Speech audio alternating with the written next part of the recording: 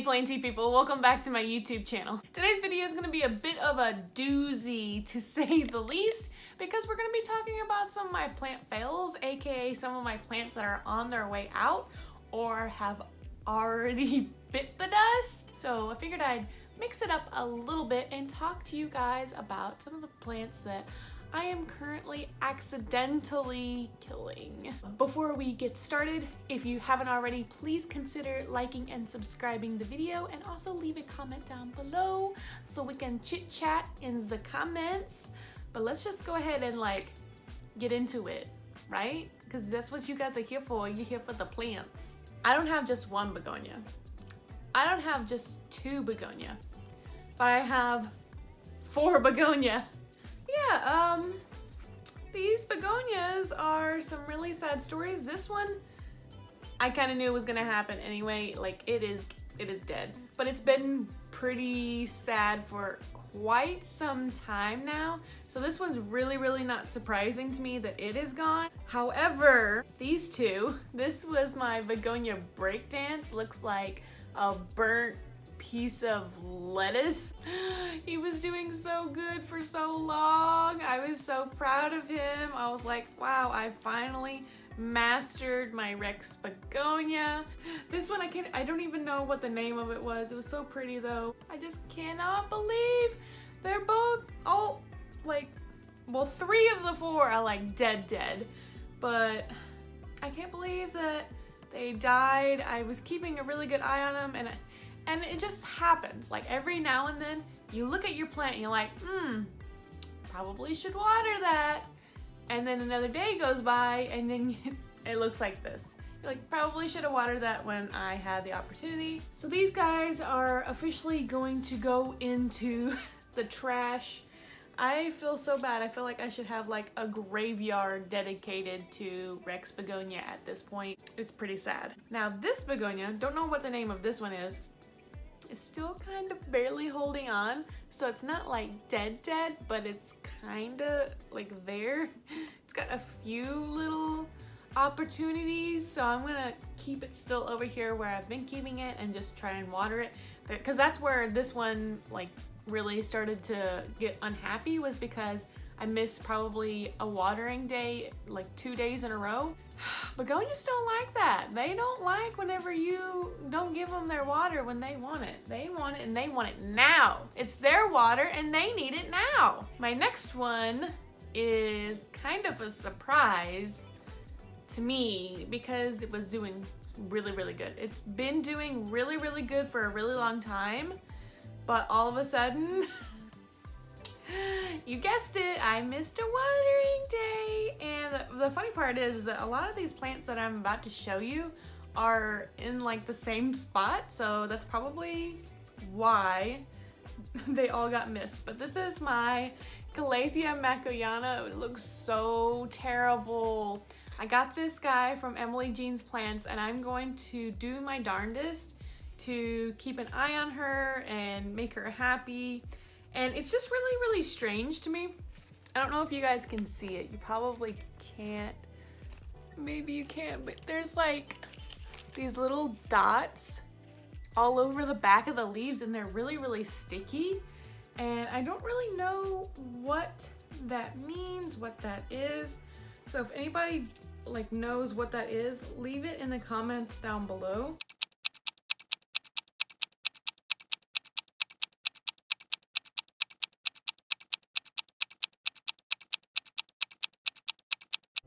Never mind. I figured out what it is.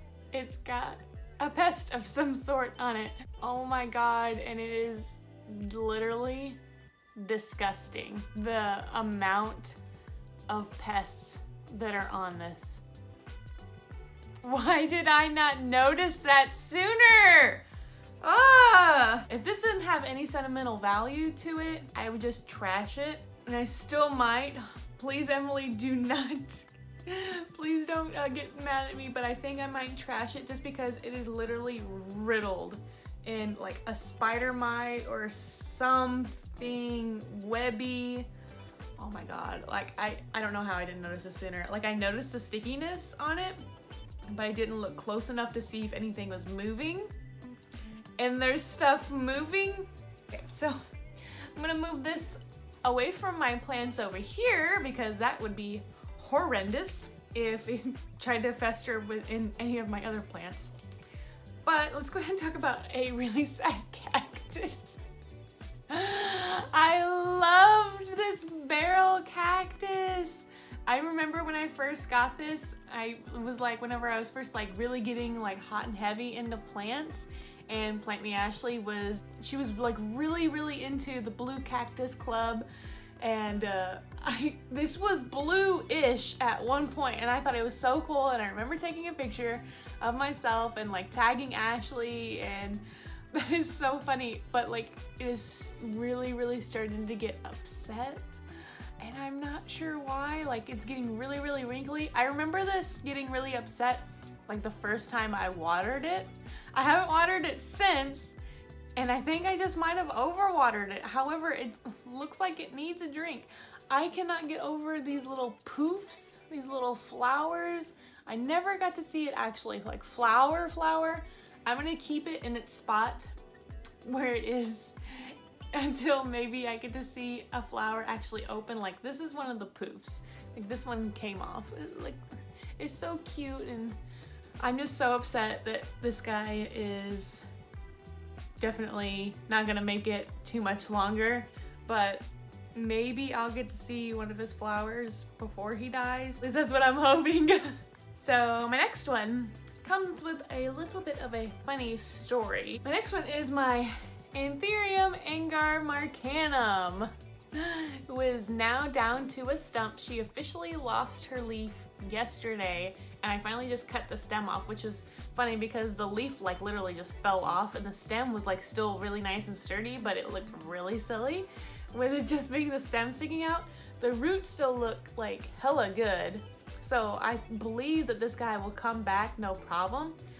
But the funny story is thrips. And you know, whenever people say that things happen for a reason, they aren't lying, they aren't joking, because hi Maggie. They aren't lying, they aren't joking, because I was trying to trade an Anthurium cutting that is like fully rooted, so it's not even really a cutting anymore, it has its new growth on it and everything.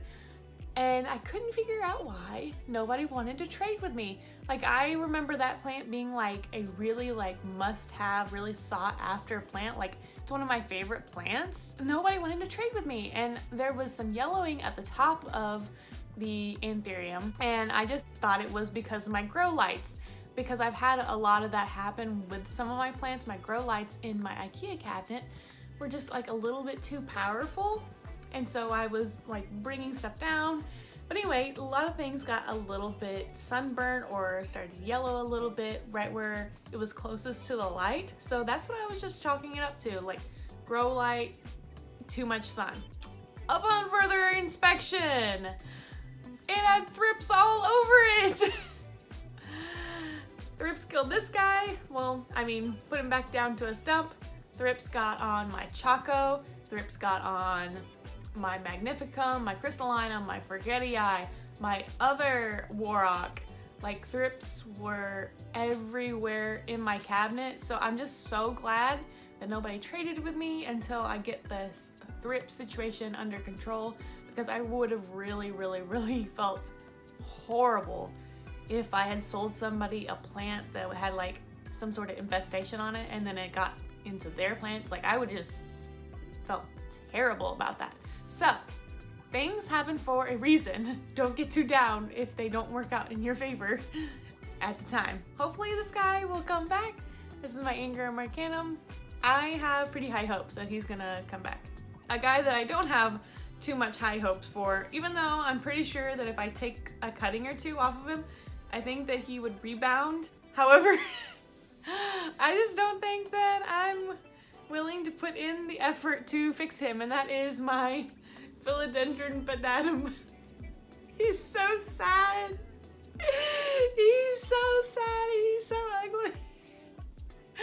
Like, what is this? Oh, Like, he has this nice little green growth point right here, and he has a green growth point right here. I could totally just take a little cutting. I could probably take a cutting right here because the stem hasn't like completely shriveled up until that point. And I could probably take another cutting like right here or so, but I don't know, I'm just not in love with this plant anymore. That's probably why I let it get as bad as it has, because I saw the signs, but sometimes whenever you just don't care about a plant, after a little while, you just kind of let those signs happen, and then you let even more signs happen, and then before you know it, it's time to throw it away.